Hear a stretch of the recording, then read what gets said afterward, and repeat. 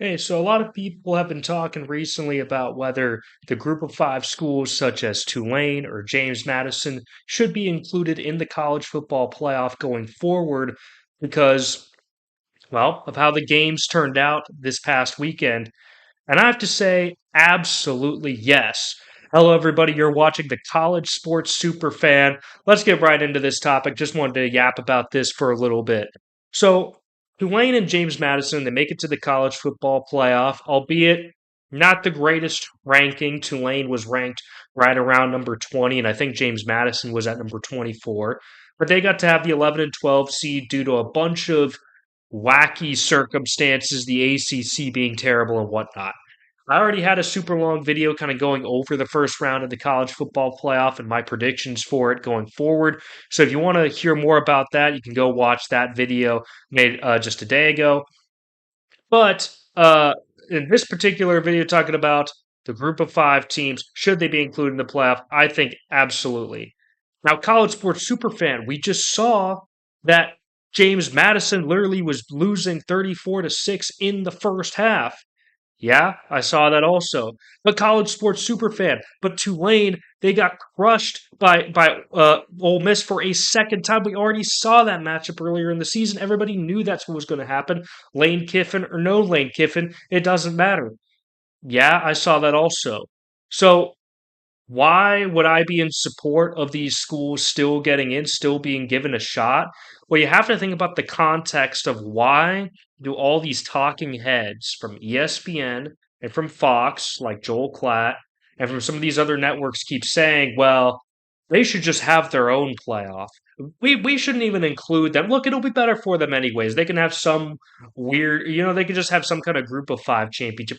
A group of five. Who cares? The goal is to win a national championship. You're at the FBS Division 1 level. These are not like lower division teams. They're just in some smaller conferences, but they are still at the FBS Division 1 level. It's like they're trying to pretend like they're not even in the same division. They are. And also in the balance of parity and all these things, I mean, we've seen many instances of SEC teams, Big Ten teams, other schools play smaller programs and lose. And by the way, this was in the days before, all these opt outs and all these different things. But it's like these talking heads have forgotten about the magical Fiesta Bowl where Boise State upset Oklahoma on the Statue of Liberty play. It's like they're forgetting about the Peach Bowl, where an undefeated UCF team, this was back when UCF was in the American Conference, took down a top 10 Auburn team in a thriller in the Peach Bowl. Are you going to leave out that 13-0 undefeated top 10 UCF team out of a 12 team playoff? Of course you're not. Of course not. Are you going to leave out Cincinnati back when they were in the American Conference? When they were in the top four in the country, they made the four-team college football playoff. Obviously, they got crushed by the number one ranked Alabama Crimson Tide. They actually didn't lose too badly. They lost 24-6. So it actually wasn't even that bad. And again, Alabama was the number one team. And that Cincinnati team took down Notre Dame on the road earlier that season. So you're really going to say that we should leave these kinds of teams out? No. This is just propaganda from the talking heads trying to crush the competition, trying to crush the little guy.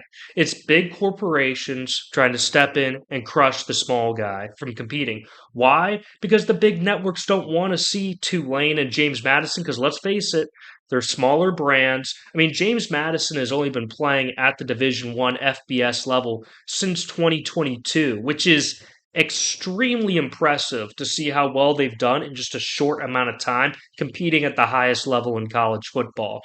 And Tulane, they've kind of been, around for a long time, but they've never been a huge brand. They've always focused way more on academics, kind of similar to Vanderbilt.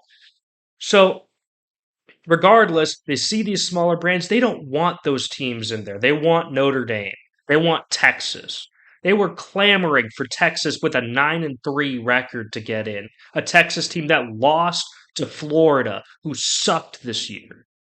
They wanted Texas in at 9-3, who could barely beat a terrible Kentucky team, barely beat a terrible Mississippi State team, and lost to Florida. And yet they think that team should have gotten in over James Madison, who dominated their conference, over Tulane, who had very impressive wins like their win against North Texas. They really think those teams get in. Of course, they don't really think those teams get in. It's all about the money for them. And I want college football fans to realize that. And I'm glad many fans are stepping up and saying no. No. Now, I do agree, because I heard Joel Klatt's take on this, and he got a lot of heat for it, and rightfully so, by the way. Also had some negative comments about March Madness, which I really didn't like, which, by the way, tomorrow, Christmas edition video coming out with some Christmas special bracketology, so you don't want to miss that tomorrow on Christmas Eve, and then no video on Christmas Day. Everybody should just take Christmas Day to be with their families and celebrate with their friends and family. Uh, but anyways, tomorrow though, keep in mind bracketology video special edition. But Joel Klatt even had some bad things to say about March Madness, which I think is absolutely ridiculous. He's completely missing the point. What is one of the most famous college football games of all time? 2007, Appalachian State upsetting top 5 Michigan. Appalachian State, which wasn't even at the FBS level, they were in the FCS level.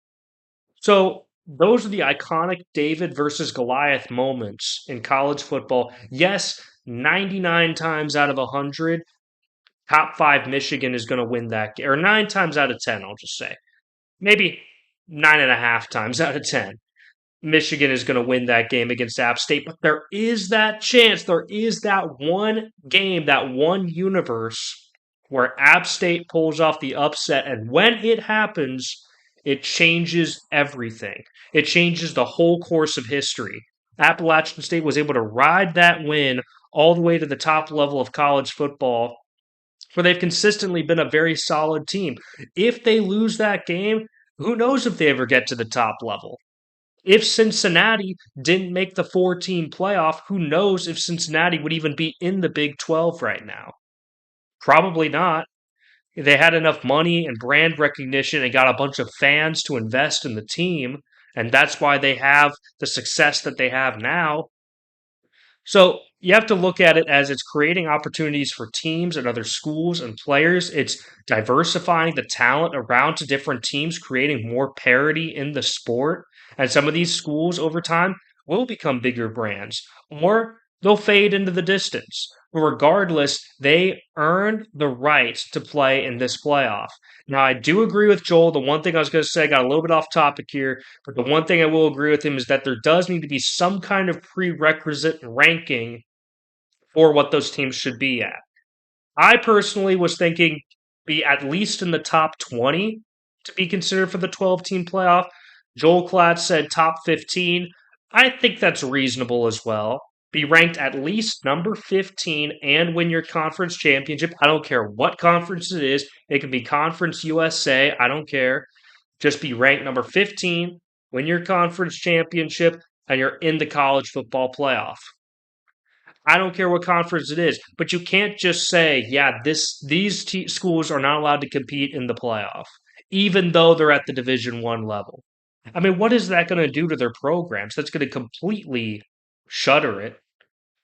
And it's a shame. It's really a shame that there's a lot of people pushing this narrative out of greed. But anyways, yeah, I just wanted to talk about that real quick. Just my thoughts. I've been seeing a lot of it go around.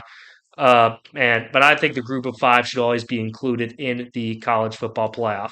Anyway, stay tuned for that Christmas edition bracketology video coming out tomorrow. Christmas edition. I love you guys. Thank you guys so much for watching the College Sports Superfan.